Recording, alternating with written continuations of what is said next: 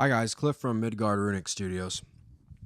Today we're going to be talking a lot about how to set up an external analog compressor to use in the digital environment, to use with your digital audio workstation, also known as a DAW. It's very easy to do.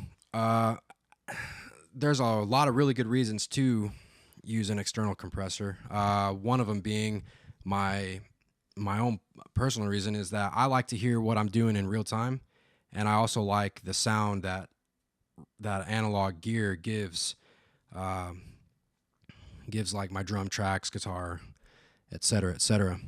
So, anyways, the basics of what you're trying to accomplish here is to take your track. So I'll take my kick drum track, and you take that track and you want to route it from the computer to the interface to the analog equipment, and then from that back to the interface, and then back to the computer.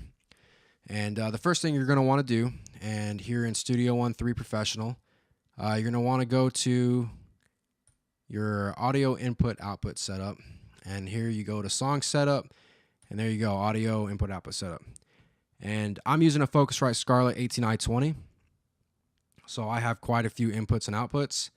And right now I usually start with the output myself, just I don't know why, but basically you're going to want to take here, you're going to want to add a new mono.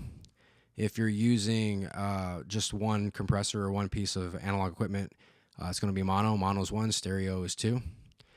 And name it, whatever your piece of gear is, WA76, and you're going to want to set it from the output that you have going. It's going to be output. You're going to use TRS cables.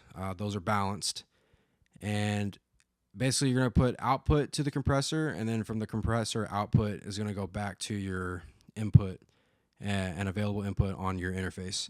So I have mine set to 3 for my output 3, and then the compressor is sending the signal from the compressor back into input 4.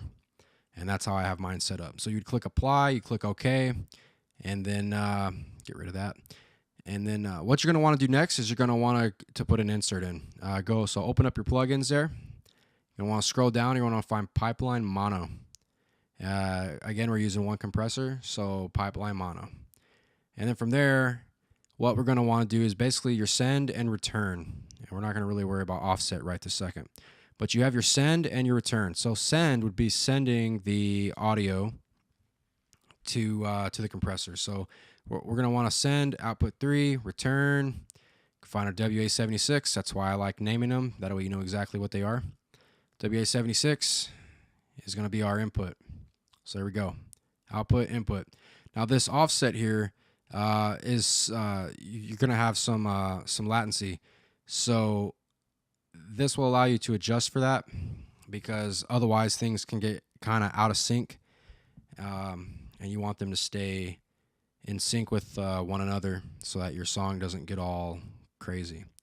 But that's what that's for, to be able to adjust for the latency problem of the loop.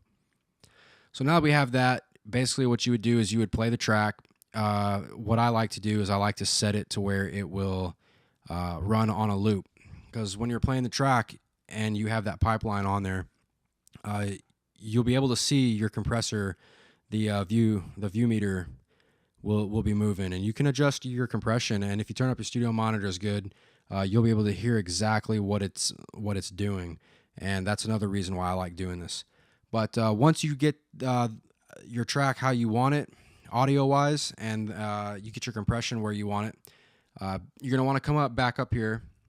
You can select your track, and you're going to want to, you can do Control-Alt-B, or you can right-click and bounce to new track. This one here that's highlighted. And what this is going to do is this is going to allow you to have that compression on that track, so that it's not using the compressor in real time. And that's good, because that'll open up your compressor in case you want to use that compressor to do other tracks as well. So always bounce your files after the compressor's done. And that's pretty much it. I mean, that's the gist of it. And yeah, that's all there is to it. That's how you set up an external analog compressor to run with your DAW. I hope you learned something. Please subscribe and stay tuned for more videos. Until next time, metal on.